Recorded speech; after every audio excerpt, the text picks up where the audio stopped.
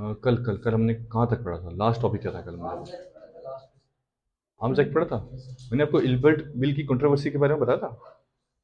Ilbert bill जिसमें मैंने कहा था कि मैजिस्ट्रेट, इंडियन मैजिस्ट्रेट जो था, पहले उसको परमिशन दी कि आप यूरोपियंस को भी टाई कर सकते हो किसी भी केस में। पढ़ाया था ना मैंने। लेकिन बाद में परमिशन वापस ले ली थी। मैंने बताया था यार, मुझे याद है। लिखो लिखो, मैंने कहा था इल्बर्ट बिल साइड पे लिख लो, उसको स्टार लगा दो।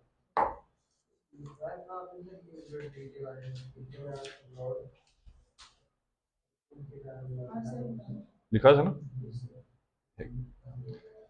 ये अच्छा इंपॉर्टेंट है, इसके क्वेश्चन आ सकते हैं। ठीक है, इल्बर्ट बिल क्या था, मैंने बताया था आपको कि पहले क्या होता था कि जो इंडियन जो जजेस थे ना, वो यूरोपियंस को किसी भी केस में क्या कर सकते थे, आप यूरोपियंस का केस नहीं रख सकते थे। आप इंडियंस का देखोगे, सिर्फ हिंदुस्तानियों के लिए आप लिमिटेड थे। लेकिन इल्बर्ट एक बंदा था, ठीक है, और वो किसके था, वो वाइस रॉय लिटन के अंदर था। उसने जब ये कहा, उसने जब एक बिल लाया, इल्बर्ट बिल, उसने कहा था कि इंडियंस को परमिशन है कि यूरोपियंस को भी टाई कर सकते हैं किसी भी कोर्ट, ट्रायल किसी भी कोर्ट में। अगर इंडियन कोई है, यूरोपियन का भी कर सकता है। तो इस बात से अंग्रेजों को बहुत गुस्सा आया। उन्होंने कहा कि यार हम इन पे राज कर रहे हैं, हम सुपीरियर हैं। वाइट मैन्स बर्डन का कंसेप्ट होता है कि हम लोग सुपीरियर हैं, ये ब्राउन रेस जितनी भी है ये इन्फीरियर है। ठीक है, और हमें इनको एजुकेट करना है। तो उन्होंने कहा इस हिसाब से तो मतलब हमारे साथ गलत हो जाएगा। इसलिए ये बिल वापस लिया गया था, कंट्रोवर्सी। और जब ये बिल वापस लिया गया था, तो हिंदुस्तानियों में बहुत गुस्सा हुआ। ठीक है, तो ये इल्बर्ट बिल सारा कुछ है, इसका खाली याद रखना कि इसमें था क्या। लिखा? ठीक है। मैंने कल आपको बताया था कि हम Indian national, all Indian national conference तक पहुंच गए थे। वहां से फिर वो निकला था इंडियन नेशनल कांग्रेस। कांग्रेस के बारे में किसी को पता? इंडियन नेशनल कांग्रेस 1885, ठीक है। किसने फाउंडेड की थी? फाउंडिंग फादर कौन था इसका? एओ ह्यूम्स। एओ ह्यूम्स कौन था? अंग्रेज था। बेसिकली एओ ह्यूम्स था डिपार्टमेंट ऑफ रेवेन्यू अफेयर्स में एक ब्यूरोक्रेट था। ठीक है, ये नहीं पूछेंगे एओ ह्यूम्स कौन था, मैं खाली बता रहा हूँ, आपको आइडिया दे रहा हूँ। इंडियंस के काज को वो बहुत सपोर्ट करता था। अब हिंदुस्तानी कोई भी जाता, तो अंग्रेज कभी उसे परमिशन नहीं देते कि तू इंडियन नेशनल कांग्रेस बना। तो इसलिए जितने भी मॉडरेट्स थे, उन्होंने इसको आगे रखा, और इसको थ्रू इंडियन नेशनल कांग्रेस की फॉर्मेशन। ठीक है, इंडियन नेशनल कांग्रेस बना कब? शाबाश, 1885 में। कहाँ इसकी फर्स्ट मीटिंग हुई, ये इंपॉर्टेंट है। फर्स्ट सेशन कहाँ था?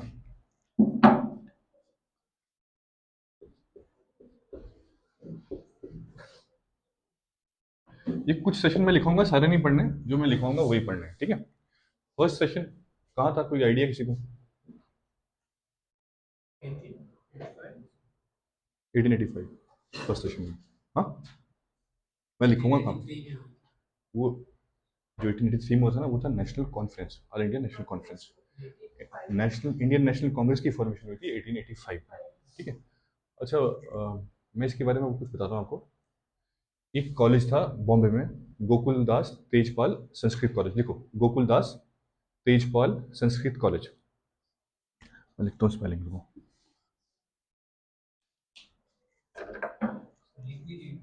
हाँ, गोकुल दास तेजपाल संस्कृत कॉलेज।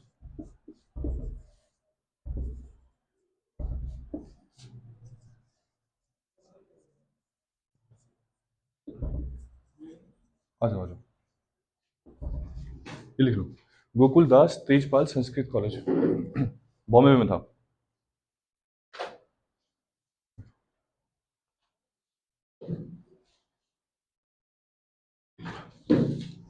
लिख दिया सबने? आ जाओ।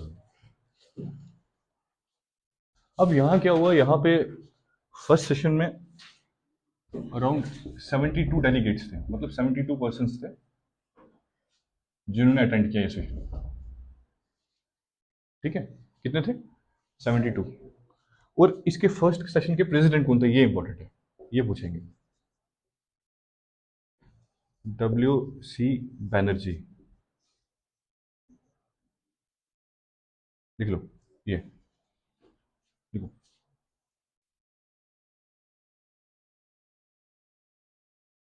WC 1885 में फर्स्ट सेशन, क्योंकि फॉर्मेशन इंडियन नेशनल कांग्रेस की 1885 में हुई थी।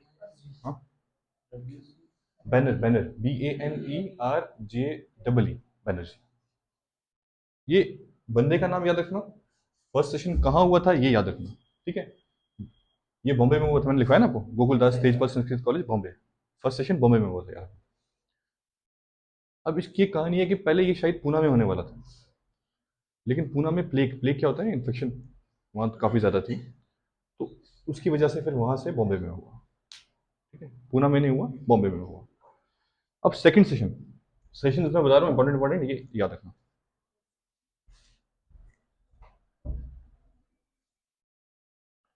देखो सेकंड सेशन,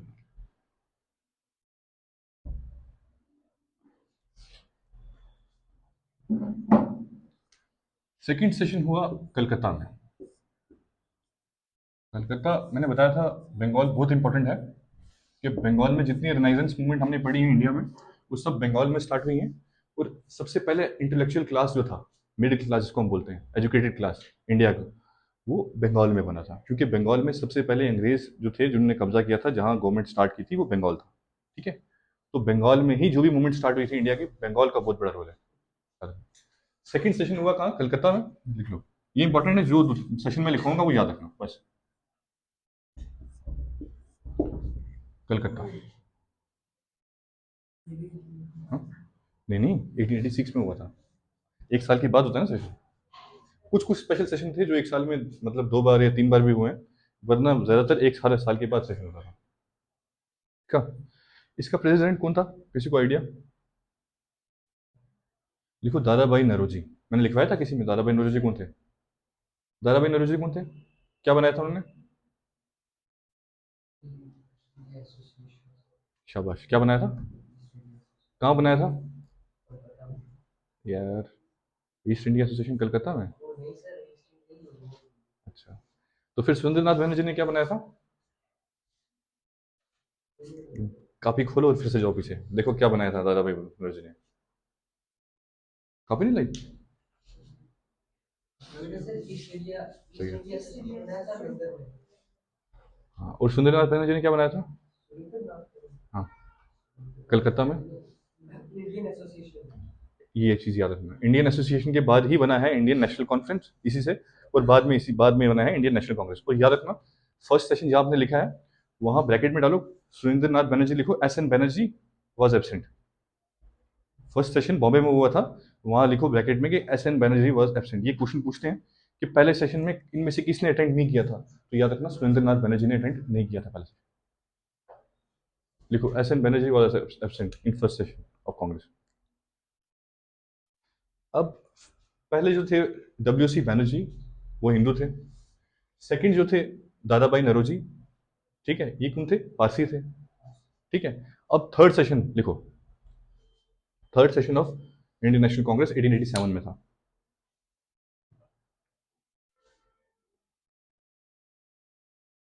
लिखा? लिखो प्रेसिडेंट, प्रेसिडेंट थे इसके, किसी को कोई आइडिया कौन होंगे? कोई आइडिया? अगर पहले हिंदू थे, सेकंड क्रिश्चियन थे, तो थर्ड, सॉरी पारसी थे, तो थर्ड कौन होंगे? शाबाश, मुस्लिम। तो मुस्लिम्स में कौन से होंगे, सोचो, गैस करो यार, कितने मुस्लिम्स थे, कोई भी गैस करो, बताओ मुझे, सोचो, शाबाश, सोचो। हम्म, चलो मैं बता देता हूँ, बदरुद्दीन तैयब जी, लिखो। हाँ, बदरुद्दीन तैयब जी।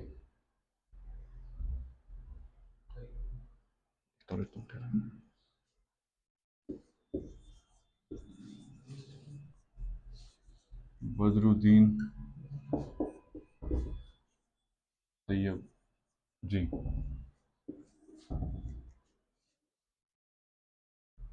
ठीक है, लिख लिया? लिखा सबने? एक चीज और लिखना, पहली लेडी स्पीकर जो इंडियन नेशनल कांग्रेस की थी, उसका नाम था Kadambini Ganguly. First women speaker of Indian National Congress, Kadambini Ganguly, ये पूछते होते हैं,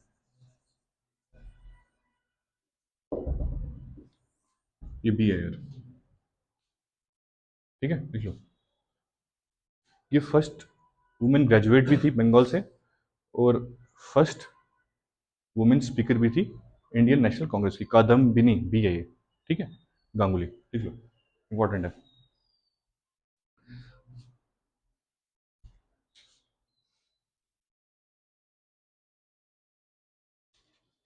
लिख दिया, चलो आगे लिख लो। थर्ड सेशन, थर्ड सेशन हुआ था मद्रास में, लिख लो मद्रास में। इंपॉर्टेंट नहीं है पर फिर भी लिख लो। हाँ, मद्रास, हाँ, 1887, वो दिसंबर में होता था। लिख दिया सबने। अब हम पढ़ेंगे theories related to the foundation of Indian National Congress.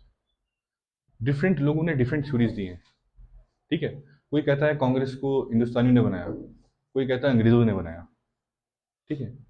और हम सोचेंगे कि इसमें कितनी सच्चाई है, क्या हो सकता है कि किसने बनाया, ठीक है। यहां से एक सवाल आपको पूछ सकते हैं, देखो theories regarding foundation of Indian National Congress. देखो साहब, theories regarding, regarding, REGARDING, regarding, regarding formation of foundation of Indian National Congress. देखो,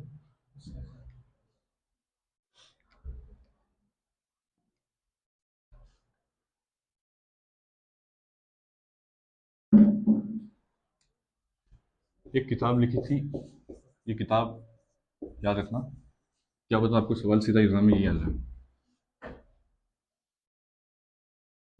इंपॉर्टेंट किताब।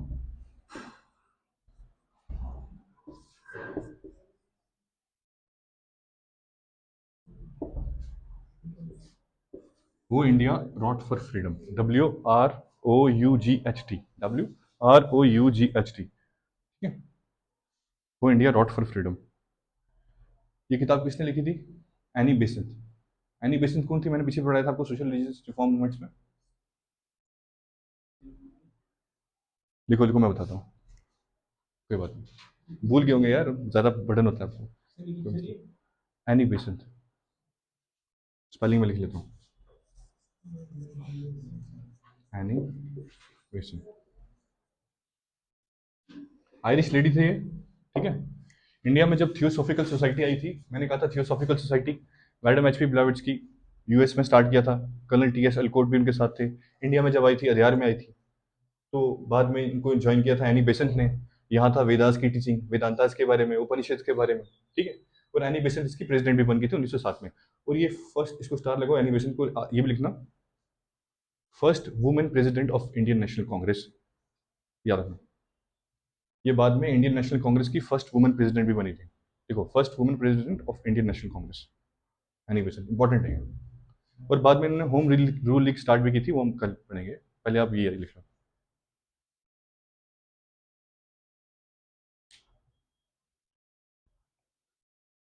लिख दिया।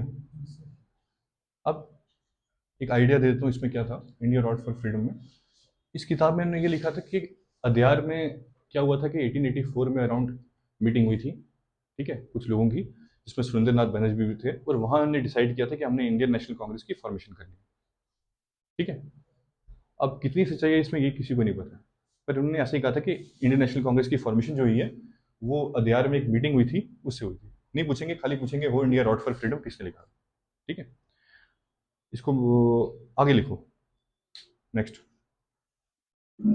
देखो, history of Indian National Congress. अब में से कोई पॉलिटिकल साइंस का बैकग्राउंड जिसका हो, किसी का पोस्ट पॉलिटिकल साइंस, हाँ, history of Indian National Congress. आप में से किसी का पॉलिटिकल साइंस का बैकग्राउंड आपका है? किसी का नहीं?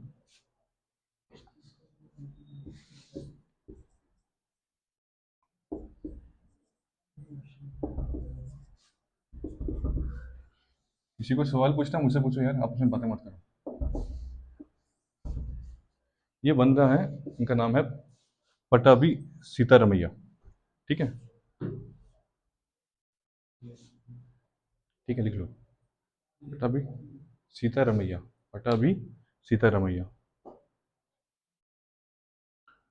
इन्होंने लिखी थी history of Indian National Congress. ठीक है, पट्टाभाई सीतारामैया। किसी किसी जगह पे यहाँ पे आई की जगह डबल वाई भी है, कोई बात नहीं, ये भी चलेगा। पट्टाभाई सीतारामैया लिख दिया। ठीक है,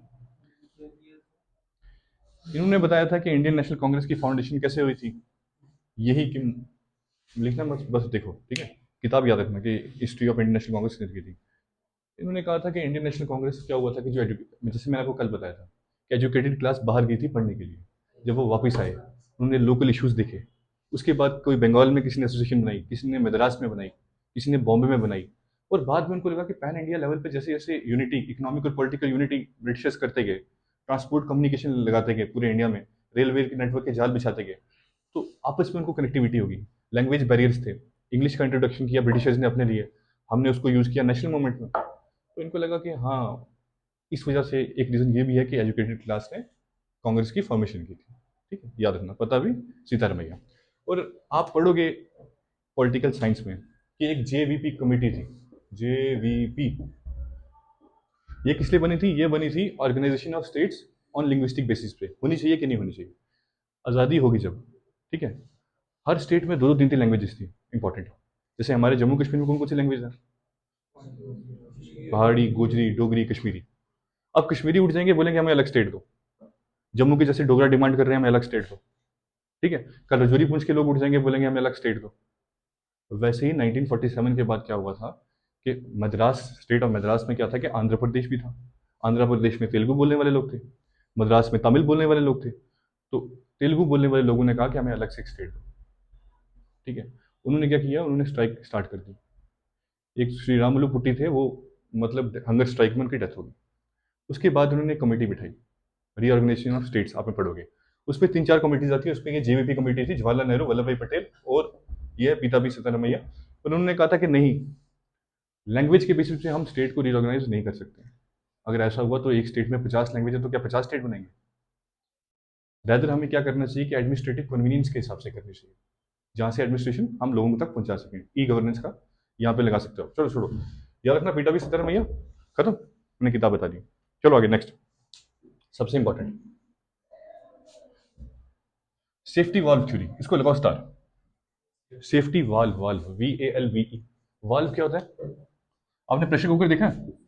प्रेशर कुकर है ना, सबके घर में होगा यार, खाना बनाते होंगे सारे। प्रेशर कुकर के ऊपर देखा है एक जगह जहां से एयर रिलीज होती है, उसको बोलते हैं वाल्व। सेफ्टी वाल्व थ्योरी देखो,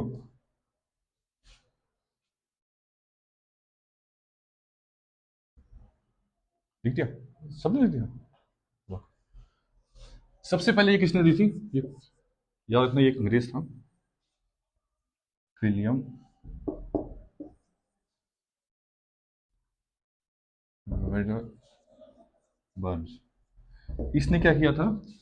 विलियम वेडर बर्न्स, इसका नाम लिखते मैं बताता हूँ क्या किया था इसने। ये डबल डी है, वो BURNS है, Burns, William Wedder Burns. WEDDER, ठीक है, BURNS, विलियम वेडर बर्न्स। लिख दिया। इसको ऐसे भी याद कर सकते हो, WW बर्न्स। ठीक है, शॉर्टकट। अब इसने क्या किया था, इन्होंने 1913 में ऑटोबायोग्राफी लिखी थी, किसकी? एओ ह्यूम्स की। एओ ह्यूम्स कौन था? Founding father of Congress was AO Hume's. ठीक है, मैंने कहा था वो अंग्रेज था, डिपार्टमेंट ऑफ रेवेन्यू में था। सेफ्टी वाल्व थ्योरी में इन्होंने क्या बताया था, इन्होंने 1913 में ये कंसेप्ट दिया था कि उस टाइम हिंदुस्तान में ऐसे हालात बन रहे थे कि एक बगावत, मतलब एक बहुत बड़ी बगावत होने वाली थी। ठीक है, अंग्रेजों से लोग गुस्से में थे।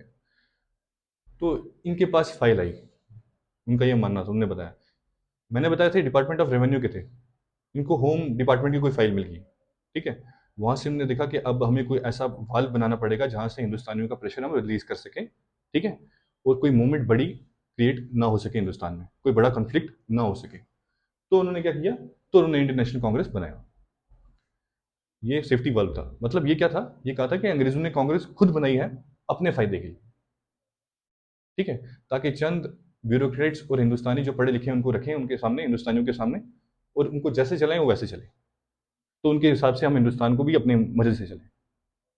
कोई बड़ी मूवमेंट, मास मूवमेंट हम क्रिएट ना करने दें हिंदुस्तान में। ठीक है, इनका ये मतलब है। किसी को कुछ पूछना है सेफ्टी वॉल में, पूछो, फिर से समझो। हाँ, हमें बताता हूँ। 1913 में ऑटोबायोग्राफी दी थी ना, उसमें इसने सेफ्टी वॉल थ्योरी का कंसेप्ट दिया था, एओ ह्यूम्स की, ठीक है, विलियम वेडवर्थ। इन्होंने ये कहा था, बेसिकली हमने कहा था कि फाउंडेशन जो इंडियन नेशनल कांग्रेस की हुई थी, ये एओ ह्यूम्स ने करवाई थी। एओ ह्यूम्स कौन थे? एक ब्यूरोक्रेट थे, ठीक है।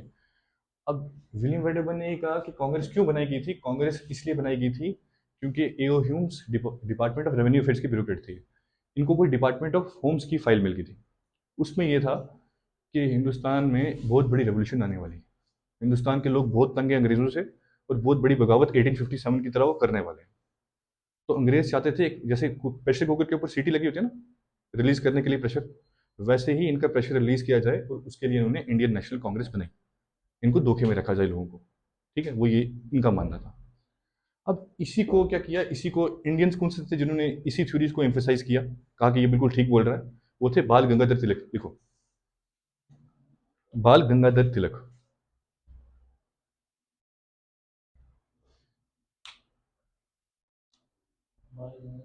बाल गंगाधर तिलक, तिलक TILAK। इनके बारे में मैं बताऊंगा अच्छे से, ये बड़े इंपॉर्टेंट पर्सनैलिटी है, बहुत इंपॉर्टेंट पर्सनैलिटी। ठीक है, और लिखो plus endorsed by, ENDORSED, endorsed by Lala Lajpat Rai. Lala Lajpat Rai, lion of Punjab भी बोलते थे इनको, लाला लाजपत, लाजपत। बाल गंगाधर तिलक ने भी इस थ्योरी पे यकीन करते थे। एंडोर्स्ड, ENDORSED, मैं लिखाता हूँ, रुको रुको मैं लिखाता हूँ। एंडोर्स्ड, एंडोर्स होता है इस आइडिया को लेना। Endorsed by Lala Lajpat Rai. लाला लाला लाजपत राय, इनका भी बहुत बड़ा कंट्रीब्यूशन है। ये एक्सट्रीमिस्ट थे, मैं बताऊंगा मॉडरेट्स और एक्सट्रीमिस्ट क्या होते हैं, ठीक है। और जब साइमन कमीशन के खिलाफ ये लोग हड़ताल एजिटेशन कर रहे थे, तो तब इनको क्या किया था, किसी बंदे ने इंजर्ड कर दिया था, उसकी वजह से इनकी डेथ हो गई थी। ठीक है, लाला लाजपत राय को लाइन ऑफ पंजाब भी कहते हैं, ब्रैकेट में लिख लो, line of Punjab. Line of Punjab लिखा। इन्होंने ना एक यंग इंडिया न्यूज़पेपर था, उसमें इन्होंने एक आर्टिकल छापा था, उसमें कहा था कि हाँ, कांग्रेस क्रिएट ही इसलिए की गई थी ताकि अंग्रेज अपना मतलब पूरा कर सके और नेशनल मूवमेंट पर भी परमिशन ना दें। ठीक है, अगर उस टाइम पे भी नेशनल मूवमेंट आ जाती तो शायद ब्रिटिशर्स इतने पावरफुल नहीं थे 1857 की तरह कि कोई मूवमेंट रोक सके। ठीक है, फिर एक नाम और लिखो, गोलवलकर। गोलवलकर, GOLWALKAR, गोलवलकर। GOL, गोल, WALKR, गोलवलकर। ठीक है, गोलवलकर कौन थे? KHAR, ये हिंदू महासभा के बंदे थे, और बाद में RSS के सेकंड प्रेसिडेंट भी बने। लिखो RSS सेकंड प्रेसिडेंट है इसमें, गोलवलकर। इन्होंने क्या कहा था? हाँ, इन्होंने कहा, इन्होंने एक पैम्पलेट लिखा था, WEV, ठीक है, हम, उसमें इन्होंने कहा था कि हाँ, ये बिल्कुल ठीक कह रहे हैं, सेफ्टी वॉल थ्योरी इसलिए बनी थी। ठीक है, गोलवलकर लिख दिया। एक थ्योरी और लिखो, लिखो कॉन्स्पिरेसी थ्योरी। कॉन्स्पिरेसी, कॉन्स्पिरेसी क्या होता है? साजिश। कॉन्स्पिरेसी थ्योरी लिखो, एक्टिव रो एक्टिव, शाबाश शाबाश, मेहनत करनी पड़ेगी। देखो कॉन्स्पिरेसी थ्योरी, ये थ्योरी जो मैं लिखवा रहा हूँ यहाँ से एग्जाम से पूछते हैं कि कॉन्स्पिरेसी थ्योरी किसने दी थी, सेफ्टी वाल्व थ्योरी किसने दी थी। ठीक है, सारा पूछते हैं, याद रखना। सेफ्टी वाल्व थ्योरी शायद आपको नहीं पूछे क्योंकि वो विलियम वेडरबर्न ने स्टार्ट की थी, उसमें बहुत लोग थे। पर कॉन्स्पिरेसी थ्योरी का आपको पूछ सकते हैं, या लाइटनिंग कंडक्टर थ्योरी, इसके बाद जो मैं लिखाऊंगा वो पूछ सकते हैं। कॉन्स्पिरेसी थ्योरी लिखो, RP दत्त। RP दत्त नाम था बंदे का, RP Dutt, DUTT, Dutt. Conspiracy theory, इन्होंने क्या कहा था? इन्होंने कहा था कि इंडियन नेशनल कांग्रेस एक कॉन्स्पिरेसी है अंग्रेजों की। ठीक है, अंग्रेज चाहते थे कि कुछ कुछ मुद्दे उठाएं, ये राइट्स की बात करें, छोटे मोटे राइट्स की, और कोई एजिटेशन करें, ठीक है, पीसफुल मेथड में। ठीक है, और इसलिए इन्होंने इंडियन नेशनल कांग्रेस की फॉर्मेशन की।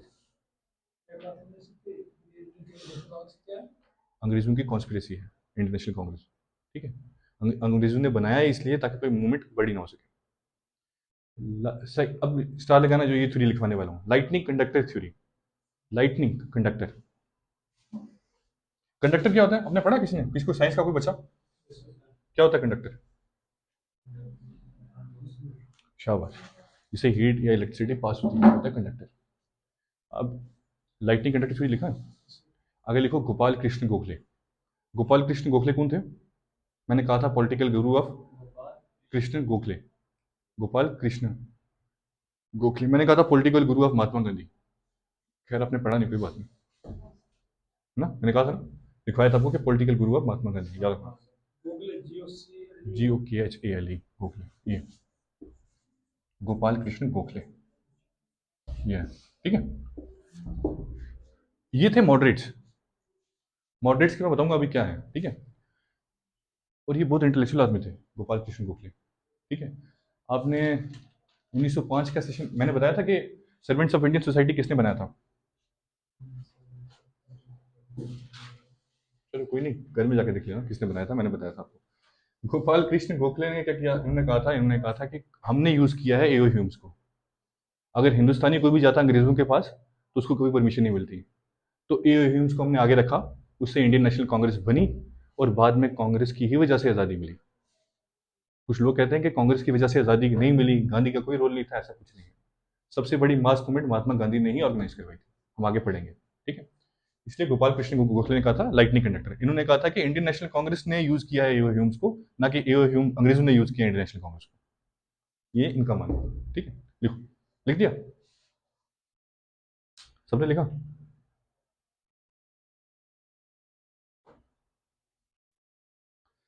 अब लिखो मॉडरेट्स।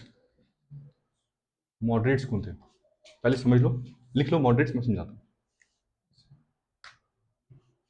देखो, अब क्या हुआ था, हम हिस्ट्री जब पढ़ते हैं ना, मॉडर्न हिस्ट्री, तो स्टार्टिंग में कुछ बुजुर्ग लोग थे, इंटेलेक्चुअल लोग थे, ठीक है, जिन्होंने इंडियन नेशनल कांग्रेस की फॉर्मेशन रखी थी। वो चाहते थे कि कॉन्स्टिट्यूशनल मीन्स को फॉलो करके, ठीक है, कोई वायलेंस नहीं, कॉन्स्टिट्यूशनल मेथड जो अंग्रेजों ने बताया हुआ है, जैसे आप प्रेयर कर सकते हो, पटिशन कर सकते हो, ठीक है, एजिटेशन कर सकते हो पीसफुल वे में, वैसे ही करके हम क्या करें, एक फाउंडेशन रखें मूवमेंट की। मासिस अभी तक रेडी नहीं हुई है, मासिस क्या होता है, कॉमन लोग अभी तक रेडी नहीं हुई हैं कि वो इतना बड़ा सेक्रीफाइस कर सकें, इतनी बड़ी कुर्बानियां दे सकें कि हमें आज़ादी मिले, ठीक है। तो इसलिए हमें क्या करना है, हमें फाउंडेशन रखनी है नेशनल मूवमेंट की। तो वो थे मॉडरेट्स, जो कहते थे कि वायलेंट वे हमने यूज नहीं करना है, वायलेंट मेथड से हमने बचना है, क्योंकि अगर हमने वायलेंस यूज किया तो इसका मतलब हम अंग्रेजों के खिलाफ जा रहे हैं, तो अंग्रेज हम पर हार्शली आएंगे, हमें दबा देंगे, हमारी मूवमेंट यहीं खत्म हो जाएगी। सबसे पहले हमने क्या करना है, कॉमन लोगों को क्या करना है, अवेयर करना है उनके राइट्स के बारे में, ठीक है। और उससे क्या होगा, जब कॉमन लोग अवेयर हो जाएंगे, उनको लिमिटेशंस पता लग जाएंगी, ठीक है, फिर वो नेशनल मूवमेंट की बात करेंगे। हर इलाके के अपने मुद्दे होते हैं, जैसे जम्मू कश्मीर के लोगों के अपने मुद्दे हैं, यहाँ शायद पानी की इतनी कमी नहीं है। अब गुजरात राजस्थान चले जाओगे, वहाँ उनके अपने मुद्दे हैं, ठीक है। तो उन्होंने कहा था कि जब लोग अपने मुद्दे समझेंगे तो उसके बाद ही नेशनल मूवमेंट की फाउंडेशन होगी। और सबसे बड़ी याद रखना, वो कहते थे कि नॉन वायलेंट मीन से आपको प्रोटेस्ट करना है, वायलेंस यूज नहीं करनी। वायलेंस क्या होता है, मारपीट, ठीक है, ये यूज नहीं करनी। अब आगे चल के कांग्रेस में आए थे एक्सट्रीमिस्ट। एक्सट्रीमिस्ट थोड़े गुस्से वाले लोग थे। इसमें तीन नाम बहुत इंपॉर्टेंट थे एक्सट्रीमिस्ट में, लाल बाल पाल हम कहते थे।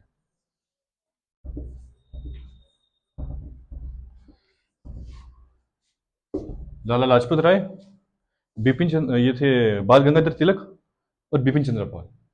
देखो, लाला लाजपत राय एक्सट्रीमिस्ट में, लाला लाजपत राय, बाल गंगाधर तिलक, बाल गंगाधर तिलक और बिपिन चंद्र पाल। देखा, ये तीन है, लाल बाल पाल। ये वाला, ये था, ये मैंने कौन सा बताया आपको, बाल गंगाधर तिलक, और ये है बिपिन चंद्र पाल। बिपिन, बिपिन, BIPIN। रुको, ये देखो, ये है बिपिन चंद्र पाल।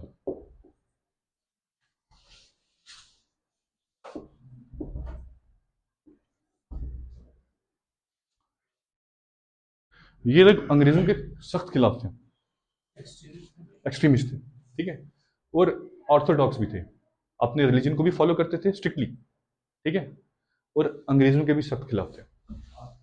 डॉक्स, ऑर्थोडॉक्स क्या होते हैं, जो रिलीजन को सख्त फॉलो करते हैं, ठीक है। और ये कहते थे कि क्रांति तभी आएगी जब आप लोगों को इन्वॉल्व करोगे। ऐसा नहीं है कि आप गरीब आदमी को कुर्बानी नहीं दे सकता है, गरीब आदमी को अगर आप मौका दोगे तो वो कुर्बानी देगा। इसलिए सबको इन्वॉल्व करो, मास मूवमेंट क्रिएट करो। मॉडरेट्स क्या कहते थे कि मास मूवमेंट के लिए अभी हम रेडी नहीं हुए, ठीक है।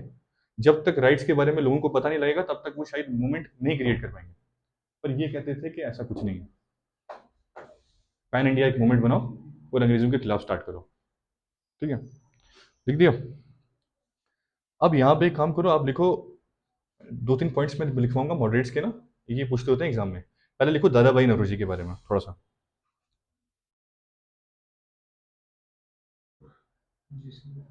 लिखना first Indian to be elected to, first Indian to be elected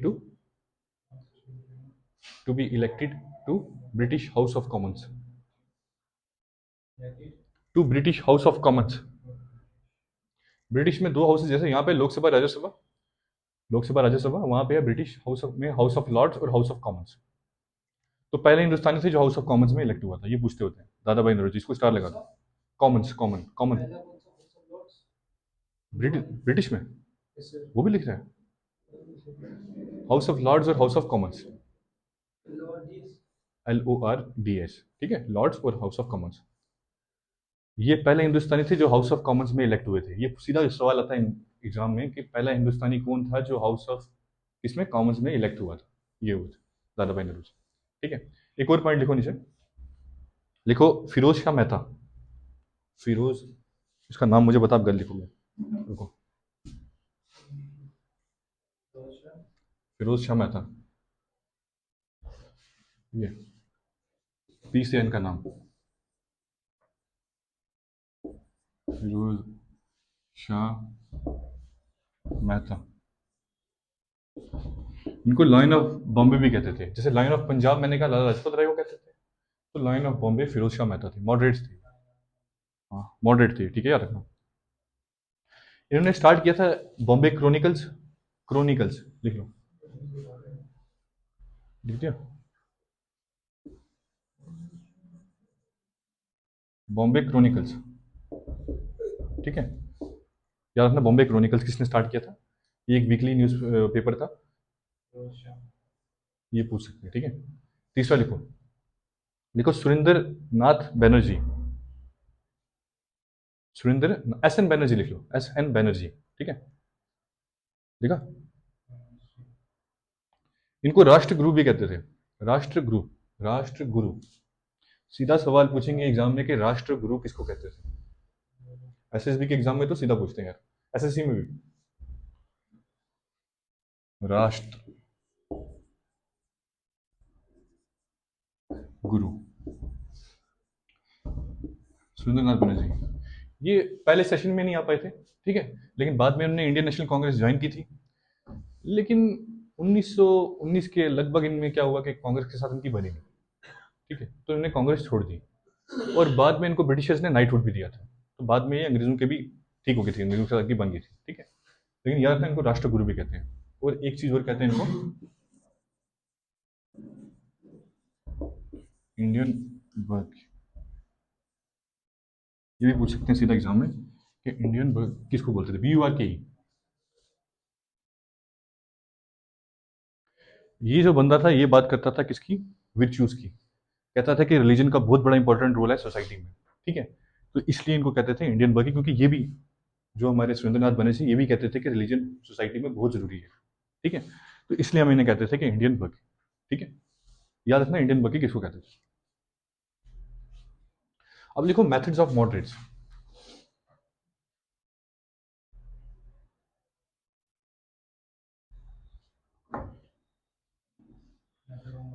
लिखो 3 P's, 3 P's, P ऐसे, 3 P's।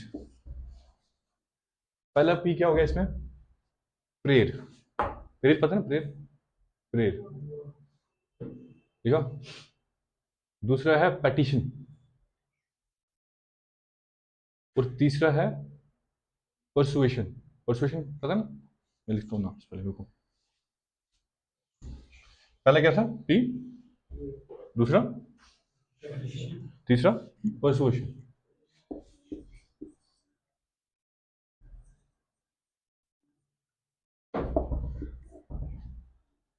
मनाना, किसी को मनाना, ठीक है, पर्सुएशन।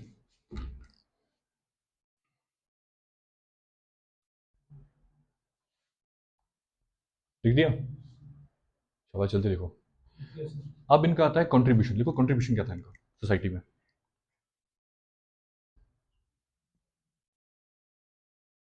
लिखा? Economic critic of British imperialism. Imperialism क्या होता है? इकोनॉमिक क्रिटिक, क्रिटिक मैं लिखता हूँ, देखो। हाँ ये देखो, क्रिटिक, ये आई है, ये क्यू है, ये आर है। Economic critic of British, critic होता है किसी के तनकीद करना, ठीक है। Economic critic of British imperialism. Imperialism क्या होता है?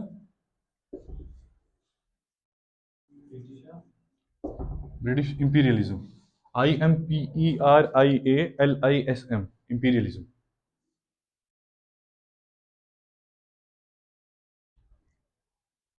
मैंने आपको एक थ्योरी बताई थी, ड्रेन ऑफ वेल्थ थ्योरी, किसी को कोई याद?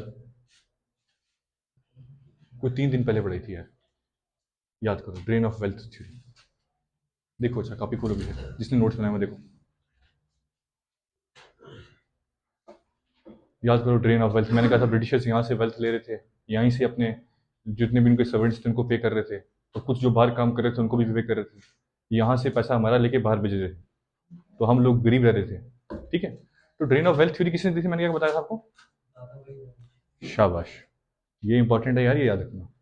ड्रेन ऑफ वेल्थ थ्योरी थी, दादा भाई नौरोजी ने दी थी। वो कौन थे? वो भी एक मॉडरेट थे, ठीक है। तो मॉडरेट्स ने सबसे पहले ये हाईलाइट किया था कि अंग्रेज हमारे देश से वेल्थ एकोमोडेट कर रहे हैं, और कहाँ लेके जा रहे हैं? बाहर लेके जा रहे हैं। हमारे लोग यहाँ टैक्स पे कर रहे हैं पर उन्हें कुछ नहीं मिल रहा, यहाँ फेमाइन आ रहे हैं, ठीक है, लोगों को सही से खाना नहीं मिल रहा है, एजुकेशन सही नहीं मिल रही है, ठीक है। तो ये सब था किसका? ये था मॉडरेट्स का बहुत बड़ा contribution, economic critic of British imperialism, ठीक है। लिख दिया? तभी क्या हुआ था, इसी का नतीजा था कि एक कमीशन बैठा था, ब्रिटिशर्स ने बिठाया था, वेल बाई कमीशन, ये बी में, ये एल है, वेल बाई कमीशन, कमीशन लिखोगे WELBI, WELBY, ठीक है, वेल बाई कमीशन। 1895 में बिठाया था ब्रिटिशर्स ने, ताकि चेक किया जाए कि यार कितना खर्चा कर रहे हैं हम लोग, ये हमारे पीछे ही पड़ गए हिंदुस्तानी, कि यहाँ से पैसा लेके आप बाहर जा रहे हो, तो हम कितने ही। 1895 में, ये नहीं याद रखना कि कब हुआ था, बस याद रखना कि वेल बाई कमीशन किसके रिलेटेड था? WELBY, इंडियन एक्सपेंडिचर देखने के लिए कि इंडियन एक्सपेंडिचर कितना है हमारा ब्रिटिशर्स का, ये ब्रिटिशर्स ने बनाया था वेलबी कमीशन। लिखा? और इनका एक और बड़ा कंट्रीब्यूशन था, इंडियन काउंसिल एक्ट 1892। लिखो, इंडियन काउंसिल एक्ट 1892। इन्होंने कहा था, लिखा? इस पे लिखो, इंक्रीज नंबर ऑफ, हाँ, increase number of members, members in provincial and legislative council, in provincial, provincial PROVINCIAL, provincial and legislative council. Indian council act 1892 में आपने और कुछ नहीं पढ़ना है, बस एक चीज याद रखना कि मॉडरेट्स कह रहे थे कि इंडियन नेशनल कांग्रेस ने सबसे पहले ये अमाउंट रखी थी डिमांड, क्या करो कि वाइस राय का जो एग्जीक्यूटिव काउंसिल है उसको एक्सपेंड करो। एग्जीक्यूटिव काउंसिल था एक वाइस राय का, जो उनको एडवाइस करता था, एड एंड एडवाइस, कि क्या करना है क्या नहीं करना है। उन्होंने कहा था इसको एक्सपेंड करो, इसको बढ़ाओ, और ज्यादा से ज्यादा बंदे इसके बीच में लाओ। तो इंडियन काउंसिल एक्ट 1892 में अंग्रेजों ने ऐसा ही किया था। अब लेजिस्लेटिव, प्रोविंशियल और लेजिस्लेटिव में क्या हो गया, जैसे आजकल हमारे यहाँ फेडरेशन है, स्टेट्स है और यूनियन है। स्टेट्स का अपना है, गवर्नमेंट अपनी है, यूनियन की अपनी गवर्नमेंट है। वैसे ही प्रोविंशियल की अपनी गवर्नमेंट होती थी और यूनियन में अलग गवर्नमेंट होती थी, याद रखना, ठीक है। यहां तक किसी को समझ नहीं? इनका एक और स्लोगन लिख लो, नो टैक्सेशन विदाउट रिप्रेजेंटेशन,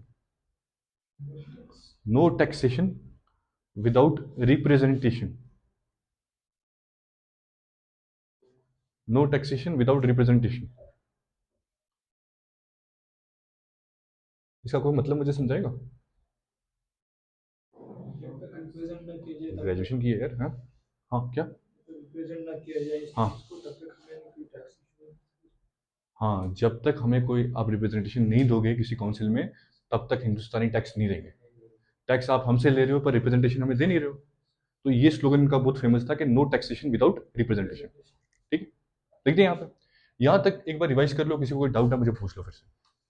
हाँ, एक चीज़ याद रखना है, मैं अचानक से याद आ गया मुझे। जब इंडियन नेशनल कांग्रेस की फॉर्मेशन हुई थी ना, तो तब वाइस रॉय कौन थे? Lord Dufferin. मैंने कल भी आपको कहा था लिखना, लिखा था ना। लॉर्ड डफरिन बहुत इंपॉर्टेंट है। और लॉर्ड डफरिन ने क्या कहा था इंडियन नेशनल कांग्रेस के लिए? उन्होंने कहा था इट्स अ माइक्रोस्कोपिक, लिखो माइक्रोस्कोपिक माइनॉरिटी। माइक्रोस्कोपिक माइनॉरिटी है लॉर्ड डफरिन। ये डफरिन का स्पेलिंग ये है, FFERIN। Minority, microscopic minority. Disloyal babus, लिखो डिस कॉमा डाल के, डिसलॉयल बाबूज। बाबू बाबू बाबू होता है ना, ब्यूरोक्रेट्स को बोलते थे बाबू। डिसलॉयल बाबूज। और आगे लिखो सेडिशियस ब्राह्मण्स। Seditious Brahmins. क्या बताया मैंने, क्या क्या लिखवाया? ये याद रखना किसने कहा था। मैंने क्या क्या लिखवाया, क्या कहा लॉर्ड डफरिन ने? बोलो बोलो। Minority, seditious Brahmins. क्यों? क्योंकि इंडियन नेशनल कांग्रेस में ब्राह्मण ज्यादा थे, इसलिए उन्होंने कहा था कि सेडिशन ब्राह्मण है। मतलब कांग्रेस की बुराई की थी उन्होंने। तो इससे एक चीज जाहिर होती है कि अगर उन्होंने कांग्रेस की बुराई की थी ना, तो इसका मतलब कांग्रेस बनाने के लिए अंग्रेजों ने कोई चाल नहीं चली थी, ये बन गई थी। अगर कुछ ऐसा होता कि उन्होंने चाल चली होती, तो इतने बड़े बड़े अल्फाज का इस्तेमाल वो कभी नहीं करते। ठीक है, तो इसका मतलब कि लाइटली कंडक्टर थ्योरी ज़्यादा अप्रोप्रिएट हो सकती है as comparable to safety valve theory. ठीक है, यहाँ कुछ समझ नहीं है तो बताओ, रिवाइज करो और बताओ मुझे क्या कुछ पूछना है, मैं पूछूंगा। जल्दी करो,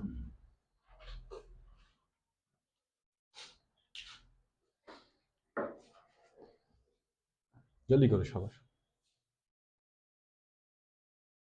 ये भाई, ये क्या नाम है इसका?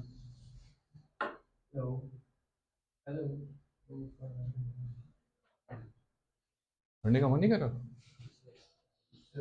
सेहत खराब है? कोई नहीं, सो जा, दवाई खा ले बाहर जाके, टेबलेट ले लो बाहर जाके।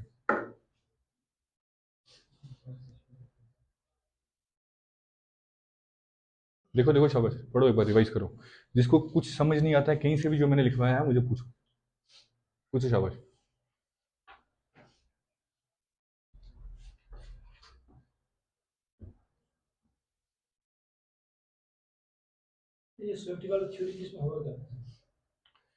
देखो, 1913 के लगभग क्या हुआ था, विलियम वेडरबर्न एक अंग्रेज था, उसने एओ ह्यूम्स, जो मैंने बताया था फाउंडिंग फादर था, उसकी ऑटोबायोग्राफी लिखी। ठीक है, उसमें उसने काफ़ी थ्योरीज दी थी। उसने एक चीज़ ये की थी कि कांग्रेस जो बनाई गई थी वो अंग्रेज़ों की एक चाल थी। ठीक है, अंग्रेज़ों ने कांग्रेस क्यों बनवाई थी? ताकि कोई भी मूवमेंट इंडिया में सेपरेट ना हो सके और इनको हम अपनी मर्जी से चला सकें। ठीक है, और एओ ह्यूम्स को क्या था, उसको एक आइडिया हो गया था। कुछ लोग तो ऐसा कहते हैं कि उसका एक गुरु था हिमालय में, ये भी लिखा हुआ है उन्होंने। तो उसके चेले जो थे गुरु के हर जगह थे, तो गुरु ने इनको बताया था कि यार, कि ऐसे ऐसे इंडिया में बहुत बड़ी वो होने वाली है। कॉन्स्पिरेसी थ्योरी है ये, कोई ऐसा कुछ ऐसा हुआ नहीं था, लेकिन उन्होंने लिखा था जब, तो फिर उससे क्या हुआ कि जो एक्सट्रीमिस्ट थे, जो मॉडरेट्स के खिलाफ थे, उन्होंने ये थ्योरी पकड़ ली। उन्होंने कहा ये मॉडरेट जितने हैं, ये सब अंग्रेजों के गुलाम हैं, अंग्रेजों के चमचे हैं। ठीक है, हालांकि ऐसा नहीं था, ये इंसल्ट होगी अगर हम ऐसा कहेंगे, क्योंकि सबका कॉन्ट्रीब्यूशन था। ठीक है, और कोई किसी को कुछ पूछना? पढ़ो, देखो कुछ सवाल समझ नहीं आ रहा है। कौन सी मॉडरेट्स? मॉडरेट्स के बारे में क्या पता ना? किसकी किसकी पूछो। हाँ,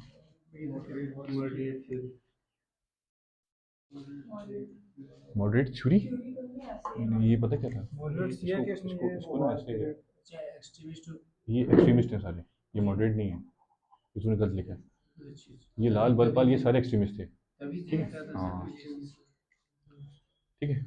अब हम बात करेंगे एक्सट्रीमिस्ट की। मैं कुछ एक्सट्रीमिस्ट आपको लिखवाऊंगा, अपनी कॉपी पे वो एक्सट्रीमिस्ट लिखने हैं, और मैं उनको ब्रैकेट में कुछ कंट्रीब्यूशन लिखवाऊंगा, वो भी लिखना है। देखो, एक्सट्रीमिस्ट,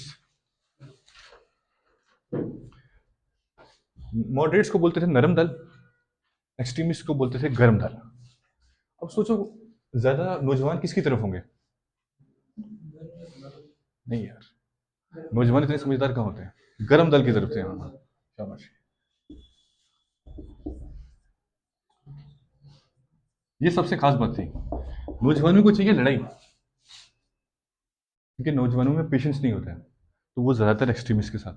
याद में लिखो यहाँ, अश्विन कुमार दत्ता, अश्विन कुमार दत्त या दत्ता लिखो, ऐसे लिख दो, अश्विन, अश्विन कुमार दत्ता।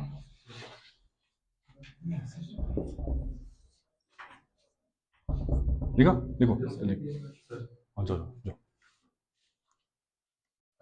अश्विन कुमार दत्ता लिख दिया। ब्रैकेट में लिखो स्वदेश, स्वदेश, मैं लिख लेता हूँ, ऐसे ब्रैकेट लगानी है साथ में, लिखो स्वदेश बंधब, लिख दिया, बंधब समिति। एग्जाम में सीधा पूछते हैं स्वदेश बंधब समिति किसने बनाई थी, यार ना अश्विनी कुमार दत्त ने।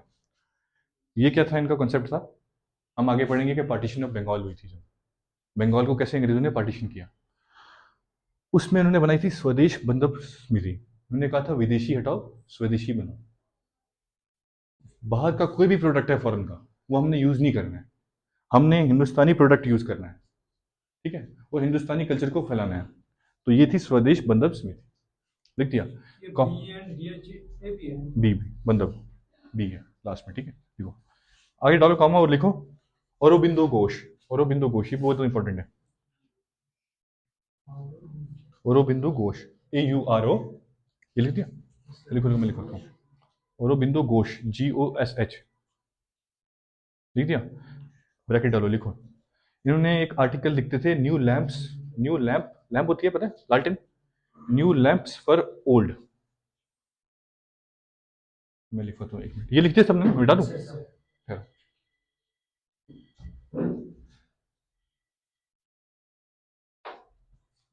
ये यार, ये थी इनका, आर्टिकल का नाम होता था जो लिखते थे, न्यू, बड़ा फेमस था ये, न्यू लैंप्स फॉर ओल्ड,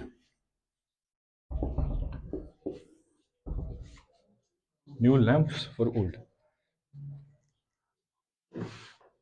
इनकी खासियत क्या थी पता है, ये बम बनाते थे, अरविंदो घोष बम बनाते थे। अब आगे हम पढ़ेंगे 1907 में क्या हुआ था, कि सूरत सेशन हुआ था कि मॉडरेट्स और एक्सट्रीमिस्ट में कांग्रेस टूट गया था अलग, ठीक है, क्योंकि एक्सट्रीमिस्ट रह ही नहीं पा रहे थे मॉडरेट्स के साथ, तो अंग्रेजों ने क्या किया, जितने एक्सट्रीमिस्ट थे सबको उठा दिया, किसी को मांडले जेल में फेंका, किसी को पौंडीचेरी फेंका, अच्छा, किसी को मांडले फेंका, किसी को पौंडीचेरी फेंका। तो अरविंदो घोष जो थे ना, जब ये जेल से बाहर आए ना, तो उन्होंने रिटायरमेंट ले ली, इन्होंने बाद में पौंडीचेरी में अपना आश्रम खोल दिया, वो सारी एक्टिविटीज छोड़ दी, ठीक है। तो अरविंदो घोष भी एक इंपॉर्टेंट एक्सट्रीमिस्ट थे, लिख दिया अरविंदो घोष। नेक्स्ट लिखो, भूपेंद्र, कौन से बॉम्ब बना था याद करो, 1857 में पढ़ाया था, 1857 में पढ़ाया होगा मैंने, किसका पढ़ाया था, एक काम करना, कल मुझे पूछना, ठीक है, नाम याद करके आना, मुझे पूछ लेना। और अरविंदो घोष का बहुत इंपॉर्टेंट है, एक तो ये कि new lamps for old article ये लिखते थे, एक्सट्रीमिस्ट थे बहुत बड़े, ये मॉडरेट्स के बहुत बड़े क्रिटिक थे, मॉडरेट्स के मैंने बताया आपको, ठीक है।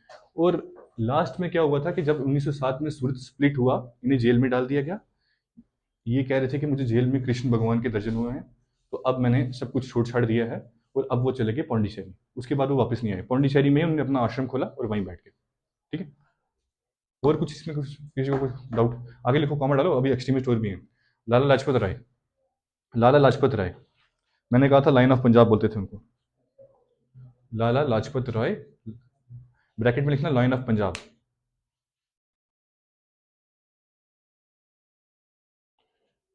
आप दो नए आए हो डेमो क्लास के लिए ना, अच्छा अच्छा, समझ आ रही है जो मैं बोल रहा हूँ, हिस्ट्री पढ़ी है इससे पहले, तो थोड़ा आइडिया तो होगा ना फिर, है ना, थोड़ा थोड़ा तो आइडिया होगा, है ना। ये हम पढ़ रहे हैं मॉडरेट्स और एक्सट्रीमिस्ट के बारे में, ठीक है, मॉडरेट्स और एक्सट्रीमिस्ट में हम एक्सट्रीमिस्ट के बारे में पढ़ रहे हैं कि एक्सट्रीमिस्ट कौन कौन थे, ठीक है, और ऊपर ऊपर से मैं बता दूं कि क्या क्या थे, ठीक है।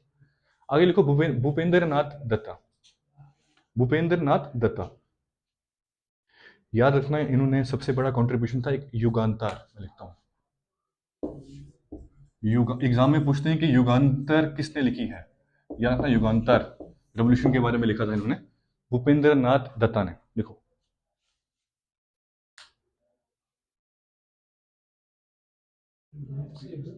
YUGANTAR। हाँ, युगांतर, ये न्यूज़पेपर भी था। देखो, युगांतर। इसमें क्या करते थे, इसमें एक क्रिटिसाइज करते थे किसको, मॉडरेट्स को। और ये कहते थे कि गवर्नमेंट, ब्रिटिश गवर्नमेंट की जो पॉलिसीज है वो हिंदुस्तान के लिए बहुत खतरा है। ठीक है, और अंग्रेजों के खिलाफ लिखते थे युगांतर में। युगांतर इसमें रेवोल्यूशन के रिलेटेड था। ठीक है, और अब मेरे सबसे फेवरेट लिखो, वो है बाल गंगाधर तिलक। तिलक अंग्रेजों को बिल्कुल पसंद नहीं थे, बहुत आउट वोकल इंसान थे। बाल गंगाधर, गंगाधर मैं लिखता हूँ स्पेलिंग, रुको रुको मैं स्पेलिंग लिखता हूँ, देख लो। बाल गंगाधर तिलक।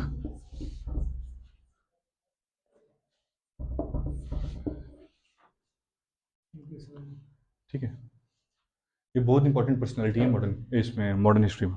ठीक है, और एक्सट्रीमिस्ट में तीन मैंने बताया, लाल, बाल, पाल, है ना, तीन इंपॉर्टेंट नाम इसमें ये थे, बाल गंगाधर तिलक, बाल। ठीक है, अब इनका क्या था, रिलीजियस इंसान थे। इन्होंने लिखो आगे एरो लगा के, गणपति फेस्टिवल्स रीऑर्गेनाइज स्टार्ट करना कर दिया महाराष्ट्र में। लिखो गणपति फेस्टिवल्स, आज आप समझो, कल से बाद में लिखना। ठीक है, गणपति फेस्टिवल्स के बारे में कुछ पता नहीं? गणपति आपने देखा होगा, वो अ, गणेश भगवान की मूर्ति लेके जाते हैं, उसको दरिया, वो समुद्र में डालते हैं, है ना, देखा कभी टीवी में? गणेश विसर्जन बोलते हैं उसे। वही इन्होंने वापस रीऑर्गेनाइज रीस्टार्ट करवाया था। ठीक है, ये कल्चरल कहते थे कि कल्चरल जो है आपकी एनोनिमिटी होनी चाहिए। ठीक है, इसलिए ये करते थे, इन्होंने इंडियनाइजेशन की बहुत बात की थी। अब हम आगे पढ़ेंगे कि इन्होंने, इनकी बहुत बड़ी कंट्रीब्यूशन रही है इंटरनेशनल मूवमेंट में, बाल गंगाधर तिलक की। लेकिन थे ये एक्सट्रीमिस्ट, मॉडरेट्स के बहुत खिलाफ थे। वो कह रहे थे कि यार ये लिमिटेड कर रहे हैं, इस वक्त हमें क्या करना चाहिए, सीधा अंग्रेजों के खिलाफ दवा बोल देना चाहिए, उनके खिलाफ लड़ना चाहिए। ये जो कह रहे हैं कि कॉन्स्टिट्यूशनल मीन करो या 3 Ps वाला फॉलो करो, उससे कुछ नहीं होने वाला। इनसे बहुत लोग इंस्पायर थे, खासकर नौजवान तबका। नौजवान तबका कौन सा होता है, जो गर्म खून होता है, तो ये गर्म दल के बंदे थे, तो इनको बहुत फॉलो करते थे, बाल गंगाधर तिलक को। सबसे बड़ी बात, इनकी दो न्यूज़पेपर से लिखो, केसरी और मराठा। सीधा पूछते हैं एग्जाम में, केसरी किसने लिखा था और मराठा किसने लिखा था? इन्होंने लिखा था, केसरी और मराठा।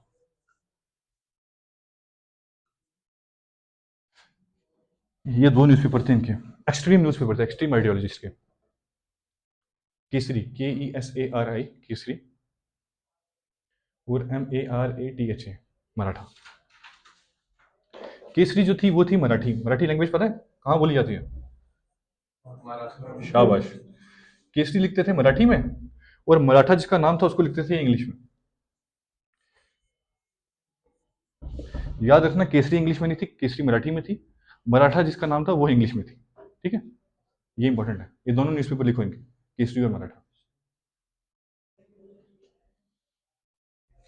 लिख दिया, खत्म। लास्ट टॉपिक बचता है। ठीक है, लास्ट टॉपिक लिख, सबने लिख दिया? यहां तक देख लो, किसी को कोई डाउट हो? लायन ऑफ पंजाब कौन था यार? याद रखना, साइमन कमीशन जब हम आगे पढ़ेंगे 1926 के आसपास आया, जब यहाँ हुआ था। ठीक है, उसके खिलाफ एजिटेशन दिया था लाला लाजपत राय। उसमें क्या हुए थे कि घायल हो गए थे उस एजिटेशन में, और बाद में इनकी डेथ हो गई थी। और यही वजह थी लाला लाजपत राय का बदला लेने के लिए भगत सिंह ने, बाद में हम देखेंगे भगत सिंह ने क्या किया था। ठीक है, लाला लाजपत राय, याद रखना, लाइन ऑफ पंजाब। चलो आगे, अब हम पढ़ेंगे पार्टीशन ऑफ बंगाल। सबसे इंपॉर्टेंट कंसेप्ट है ये।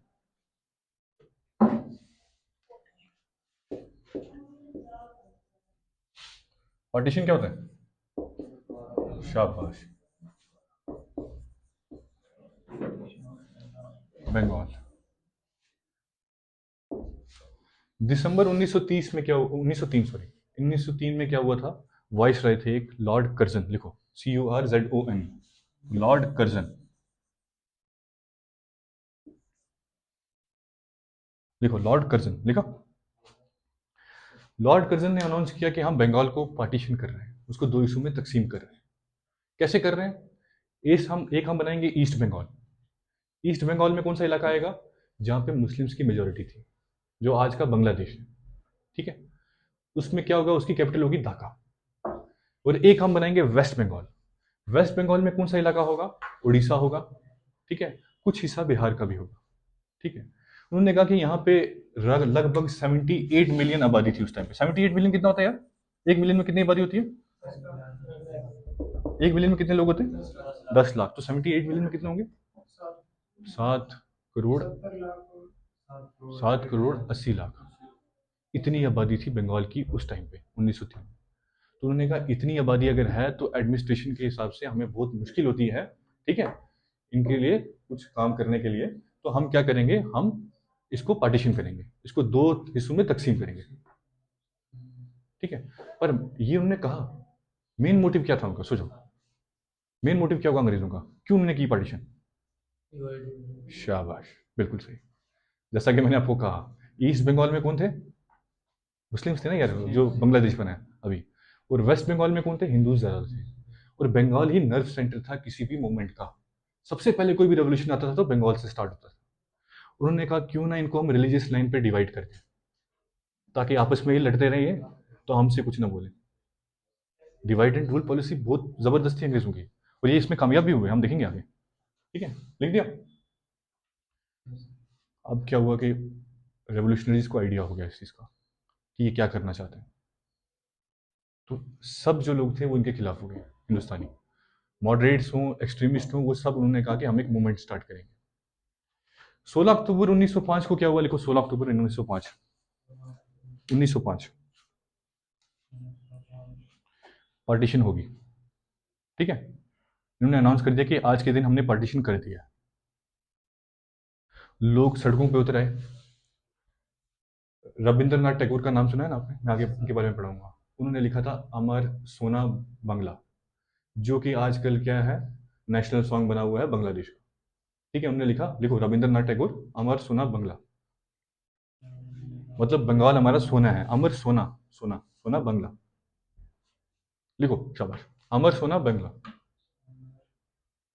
ये जो फैक्ट्स बता रहा हूँ ना मैं, ये फैक्ट्स बेस्ड क्वेश्चन पूछते हैं आपको। अमर अमर सोना बांग्ला, मतलब बंगाल हमारा सोना है, ठीक है।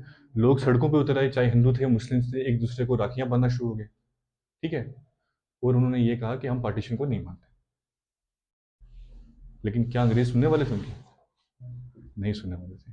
तो इसीलिए मूवमेंट स्टार्ट हुई, स्वदेशी मूवमेंट। लिख लो, पढ़ लोगे ना अभी 5 मिनट, कोई बात तो नहीं ना? मतलब इंटरेस्ट बना हुआ ना अभी? चलो लिखो, स्वदेशी मूवमेंट, SWADESHI, स्वदेशी मूवमेंट, ठीक है। इसमें मैंने आपको पहले बताया था कि अश्विनी कुमार दत्ता ने क्या लिखा था, स्वदेशी बंदर समिति लिखवाया ना मैंने आपको, स्वदेशी बंदर समिति लिखवाया था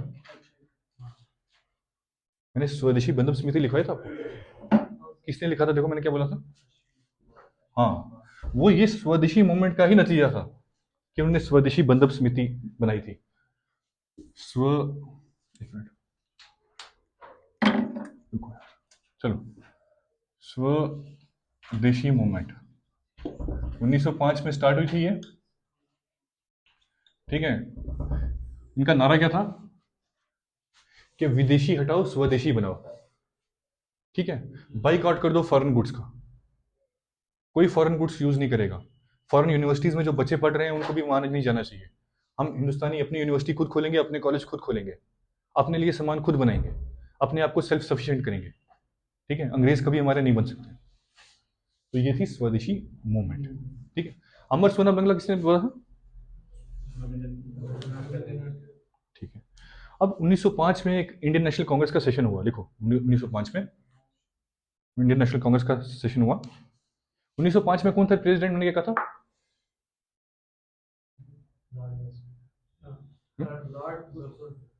नहीं नहीं यार, वो लॉर्ड कर्जन, तो मैंने कहा था कि लॉर्ड कर्जन, वो तो पार्टीशन, वो तो 1905 में भी था। और उसका सबसे बड़ी बात है, वो कांग्रेस का सबसे बड़ा मुखालफत था। वो कहता था, वो क्या कह रहा था? वो कह रहा था the Congress is tottering to its fall and one of my greatest ambition is to give it a peaceful demise. मतलब क्या हुआ कि कांग्रेस अब खत्म हो रहा है, और मेरा सबसे बड़ा एम्बिशन क्या है कि जब मैं हिंदुस्तान में हूँ एज अ लॉर्ड, इसको कंप्लीट खत्म कर दूँ लोगों से। तो क्या कांग्रेस अंग्रेजों की पार्टी हो सकती है? शाबाश, देखो 1905 का लिखो सेशन इंडियन नेशनल कांग्रेस का, बनारस में हुआ था, लिखो, लिखा।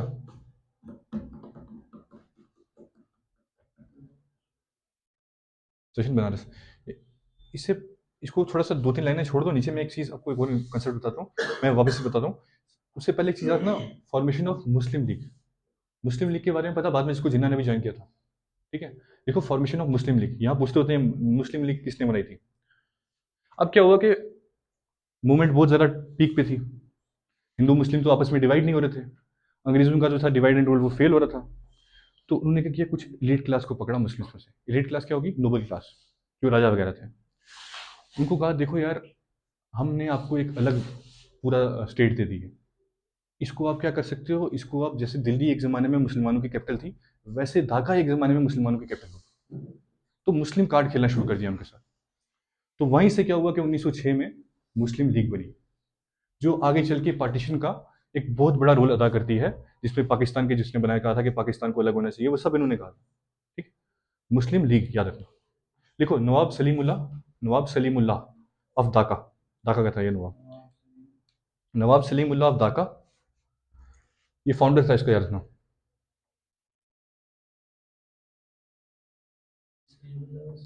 सलीमुल्लाह या कुछ भी लिख सकते, सलीम SALIMULLAH, सलीमुल्लाह ऑफ ढाका, ये इसका फाउंडर था, याद रखना। पूछते होते हैं कि मुस्लिम लीग किसने बनाई थी, ठीक है। इसका एक और भाई भी था इसमें, नवाब मोहसिन उल मुल्क, लिखो साथ में कॉमा डाल के। फाउंडर लेकिन ये था, एग्जाम में क्वेश्चन पूछा कि मुस्लिम लीग किसने बनाई थी, तो नवाब सलीमुल्लाह, ठीक है। कॉमा डालो, लिखो नवाब मोहसिन उल मुल्क, मोहसिन MOHSINULMULK, नवाब मोहसिन उल मुल्क, लिखो, लिख दिया। इनकी सबसे बड़ी अचीवमेंट क्या थी, मुस्लिम लीग की लिखो अचीवमेंट सबसे बड़ी, लिखो अचीवमेंट, ठीक है।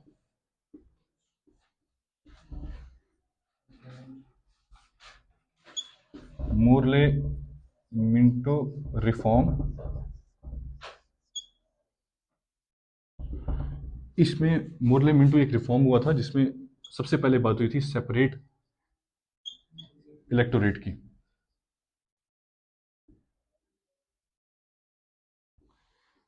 अब जैसे इंडियन नेशनल कांग्रेस करता था हर साल सेशन दिसंबर में, हमने पढ़ा था, है ना, कभी बनारस में तो कभी कलकत्ता में, कभी मद्रास में तो कभी बॉम्बे में, है ना। वैसे क्या हुआ कि इन्होंने भी सेशन स्टार्ट करना शुरू कर दिया। अब इनका एक सेशन हुआ 1908 में, ठीक है, इंपॉर्टेंट नहीं है, बस याद रखना। उसमें उन्होंने कहा था कि मुस्लिम्स को सेपरेट इलेक्टोरेट दे दो। सेपरेट इलेक्टोरेट क्या हो गया, अलग से क्या, सेपरेट इलेक्टोरेट मैंने लिखवाया ना, कि इनका सबसे बड़ा अचीवमेंट क्या था कि मुरले मिंटो रिफॉर्म में सेपरेट इलेक्टोरेट फॉर मुस्लिम्स की बात की थी। सेपरेट इलेक्टोरेट क्या होता है, कुछ बोलो, कुछ भी बोलो, क्या अलग से मतलब क्या,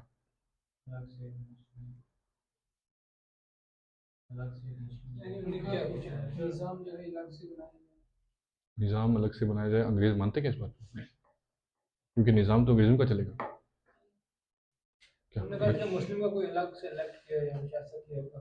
हाँ, सेपरेट इलेक्टोरेट ये हो गया, उन्होंने कहा था अगर एक जगह से कैंडिडेट कोई नॉन मुस्लिम खड़ा होता है और मुस्लिम खड़ा होता है, तो मुस्लिम्स के लिए अलग चुना जाएगा, मुस्लिम्स सेपरेट वोट करेंगे और बाकी अलग वोट करेंगे, तो मुस्लिम्स को स्पेशल प्रेफरेंस मिलनी चाहिए थी, इन्होंने ये कहा था। अब ऐसा होना नहीं चाहिए था, क्योंकि इससे क्या हुआ कि इससे मूवमेंट पे बहुत फर्क पड़ा।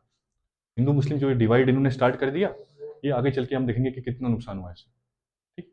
याद ना, सेपरेट इलेक्टोरेट।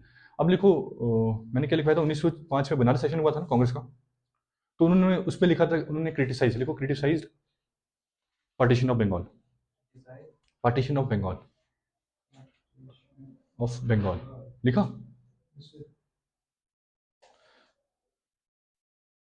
लिखो 1906 का सेशन, 1906 सेशन कांग्रेस।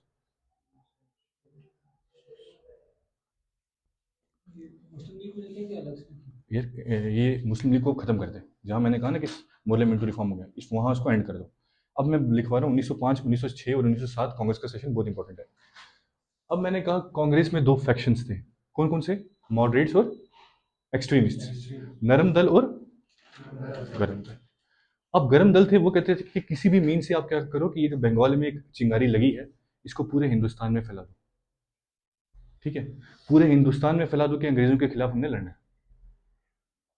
ये चिंगारी बुझनी नहीं चाहिए। लेकिन मॉडरेट्स जो थे वो ये कहते थे कि अभी पूरा इंडिया तैयार नहीं हुआ है, अभी फाउंडेशन का बेस बन रहा है, आहिस्ता आहिस्ता जाएंगे, फिलहाल हम इसको बंगाल तक ही महदूद रखेंगे। ठीक है, ये इनका एक कॉन्फ्लिक्ट स्टार्ट हो गया। फिर 1907, पहले 1906 सेशन लिखूंगा मैं उसको। 1906, 1906 में क्या हुआ, कलकत्ता में सेशन हुआ। याद रखना, 1906 में कलकत्ता में सेशन हुआ, याद रखना। अब इसमें क्या, इसके जो प्रेसिडेंट थे वो थे दादा भाई नौरोजी। देखो, दादा भाई नौरोजी। अब जब एक्सट्रीमिस्ट की साइड, मैंने क्या कहा था, कौन थे ज्यादातर एक्सट्रीमिस्ट की सपोर्ट में, कौन से लोग थे, नौजवान तबका। नौजवान ज्यादा एक्सट्रीमिस्ट की साइड थे, तो मॉडरेट्स को भी तो एक्सट्रीमिस्ट की सपोर्ट चाहिए थी।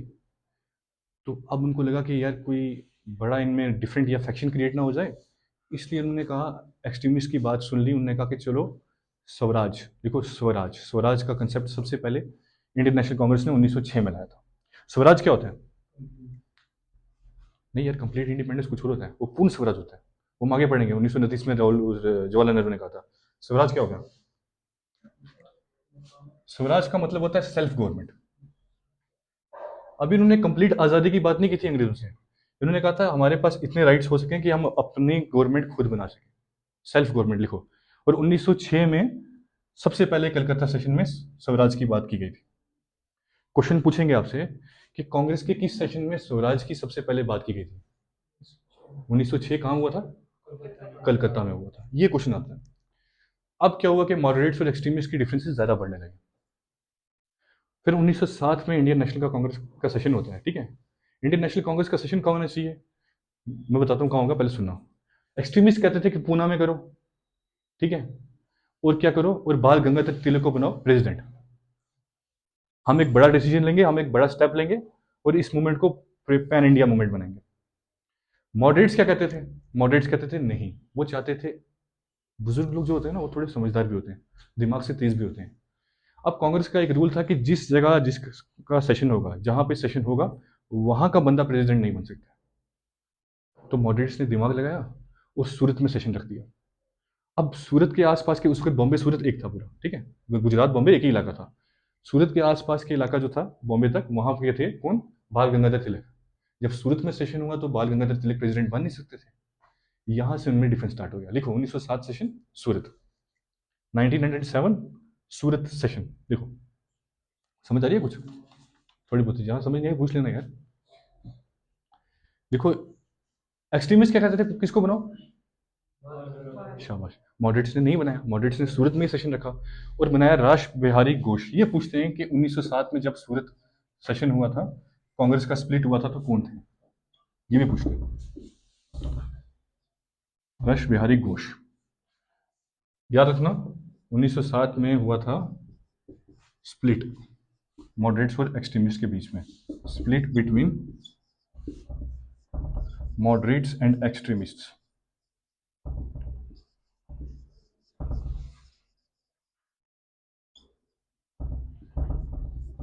लिखो लिखो, याद रखना, 1907 सेशन का प्रेसिडेंट कौन था? राश बिहारी घोष। ये इंपॉर्टेंट है, याद रखना मेरी बात। एग्जाम में पूछते हैं, सीधा पूछते हैं यार, लिख दिया। लास्ट में कुछ इंपॉर्टेंट नहीं है। अब क्या हुआ, 1907 के बाद जिनका जब दिसंबर में स्प्लिट हुआ सूरत में, तो अंग्रेज बहुत तेज थे। अंग्रेजों ने एक पॉलिसी अपनाई, carrot and stick. Carrot and stick क्या होता है? आपको गाजर दिखाएंगे, बोलेंगे आजा खा ले, गाजर थोड़ी सी खिलवाएंगे और साथ में डंडा भी मारेंगे, अपना काम मतलब भी पूरा करेंगे। जैसे आप किसी खरगोश को गाजर दिखाते हो आपकी तरफ आएगा, वैसे हम लोग लालच देंगे किसी को, तो किसी को खुश करेंगे और किसी को क्या करेंगे, किसी को नाराज करेंगे, लेकिन अपना फायदा पूरा करेंगे। तो उन्होंने क्या किया, मॉडरेट्स के ऊपर हमला नहीं किया, उन्होंने एक्सट्रीमिस्ट सारे पकड़ लिए। जितने बड़े बड़े एक्सट्रीमिस्ट थे, बाल गंगाधर तिलक की मैंने बात की थी, उनको उठा के मांडले जेल में फेंक दिया। मांडले कहाँ पड़ता है? बर्मा वाली साइड पर, ठीक है, उनको वहां कैद हो गई। अरबिंदो घोष को पौंडीचेरी के आसपास फेंक दिया, ठीक है, और जितने भी थे बड़े बड़े एक्सट्रीमिस्ट सबको फेंक दिया, कुछ छुप गए और जो उनके हाथ लगे उनको जेल में डाल दिया। मॉडरेट्स के साथ छेड़छाड़ नहीं की। एक मैसेज देना चाहते थे सोसाइटी को कि कांग्रेस में डिवाइड है, आधे लोग हमारे हैं, आधे लोग किसी और के हैं। असल में ऐसा नहीं था, पर वो चाहते थे कि कॉमन मासेस को ये जाए और उससे क्या लगे, उससे लगे कि अंग्रेज सुपीरियर है। ठीक है, तो 1907 सेशन के बाद क्या हुआ, उन्होंने क्या किया, कांग्रेस ब्रिटिशर्स ने एक्सट्रीमिस्ट मैक्सिमम जितने थे सब जेल में थे, सबको जेल में डाल दिया, किसी को भी नहीं छोड़ा। खैर मूवमेंट चलती रही है, इतना पीक नहीं पहुंची बंगाल में, स्वदेशी मूवमेंट चलती रही 1911 तक। 1911 में क्या होता है, लिखो 1911, 1911 लिखो, एनलमेंट ऑफ पार्टीशन। मतलब जो पार्टीशन उन्होंने अनाउंस की थी ना 1911, वो उन्होंने कहा हम खत्म करते हैं, बंगाल को हम डिवाइड नहीं कर रहे। ठीक है, अब आपको मजे की बात सुनाता हूँ। दिल्ली में हुआ था, इन्होंने कहा था एनलमेंट ऑफ पार्टीशन कि नहीं, पार्टीशन हम वापस लेते हैं और कैपिटल हम फिर से दिल्ली को बना रहे हैं। Annulment, ANNULMENT, annulment of partition. ठीक है, कैपिटल हम किसको बना रहे हैं, दिल्ली को। क्यों बना रहे हैं कैपिटल दिल्ली को, क्योंकि कुछ मुस्लिम्स जो इन्होंने खड़े किए थे सोसाइटी में, जिनको कहा था कि हम आपको सेपरेट इलेक्टोरेट भी दे रहे हैं और आपको क्या कर रहे हैं, एक अलग से स्टेट दे रहे हैं, ईस्ट बंगाल, जो मैंने कहा था ढाका। ठीक है, और वो क्या होगा, वो मुस्लिम्स का एक कैपिटल बन जाएगा, वहां मुस्लिम्स ग्रो कर पाएंगे, डेवलप कर पाएंगे। अब जब इन्होंने एनलमेंट ऑफ पार्टीशन की बात की कि हम पार्टीशन खत्म कर रहे हैं, तो वो मुस्लिम तबका इनसे नाराज हो गया। उन्होंने कहा यार हमें तो बड़े सपने दिखाए थे आप लोगों ने, हमें आपने कहा था कि आपको अलग से एक स्टेट दे देंगे, बाद में वो अलग से कुछ और भी बन सकता है, लेकिन ऐसा तो आपने नहीं किया, 1911 में आपने वापस क्यों किया। तो इस चीज़ को बैलेंस करने के लिए इन्होंने अनाउंस किया कि हम अब कैपिटल जो होगी हमारी ब्रिटिश एम्पायर की, वो होगी दिल्ली में। दिल्ली में क्यों होगी, देखो capital was shifted from Calcutta to Delhi.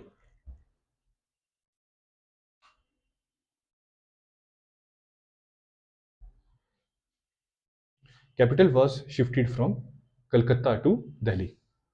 ये इंपॉर्टेंट है, ये पूछते होते हैं कि कैपिटल दिल्ली में कब शिफ्ट हुई थी। और एक चीज़ याद रखना, ये अनाउंस जो किया था वो था किंग जॉर्ज 5। ये आ रहा है यार, मेरी राइटिंग थोड़ी खराब है, किंग जॉर्ज 5। ठीक है, इन्होंने कहा कि capital will be shifted from Calcutta to, मैंने क्या लिखा है, हाँ ठीक लिखा है। ठीक है, ताकि मुस्लिम्स को भी हम बैलेंस कर सकें, उनके साथ भी हम बना के रखें और divide and rule policy continue कर सकें। अब क्या होता है कि आगे एक ऐसा इवेंट आने वाला था जिसने इंडियन हिस्ट्री को, इंडियन नेशनल हिस्ट्री को बहुत बुरी तरीके से इन्फ्लुएंस किया। वो था फर्स्ट वर्ल्ड वॉर, 1914 के आसपास। फर्स्ट वर्ल्ड वॉर जब स्टार्ट हुई थी तो 1914 से 1918 तक थी। ठीक है, उस टाइम क्या था कि उस टाइम बहुत ज़्यादा क्राइसिस आ गई थी, ये सुनो सिर्फ, क्राइसिस आ चुके थे क्या, कि फैक्ट्रीज और इंडस्ट्री वर्कर जो काम कर रहे थे उनके पास सही पगार नहीं थी कि वो दो वक्त की रोटी भी खा सके। ठीक है, अंग्रेजों को लड़ने के लिए जैसे फर्स्ट वर्ल्ड वॉर में क्या हुआ था, अब अभी हमने पढ़ा था फर्स्ट लेक्चर में ओटोमन एम्पायर के बारे में, कि ओटोमन एम्पायर कायम हुआ था वहाँ पे। ठीक है, उसको बोलते थे खलीफा मुस्लिम्स, तो उसके अंडर था मक्का और मदीना भी, और जेरूसलम जहाँ पे आज लड़ाई चल रही है इसराइल पैलेस्टीन से दूर, इसराइल पैलेस्टीन वॉर चल रही है, इसराइल पैलेस्टीन वो इलाका भी पूरा उन्हीं के अंडर था। फर्स्ट वर्ल्ड वॉर के बाद ही ऐसा हुआ है कि वो इलाका बेलफोर्ड एग्रीमेंट जब हुआ था तो इसराइल को दिया गया था, और वहां से इसराइल का बनना फिर 1948 में बनी थी, लेकिन सबसे पहले यहूदी जब गए थे वो 1918 के बाद गए थे, बेलफोर्ड एग्रीमेंट के बाद। तो फर्स्ट वर्ल्ड वॉर के पूरे वर्ल्ड में कॉन्सिक्वेंसेस थे।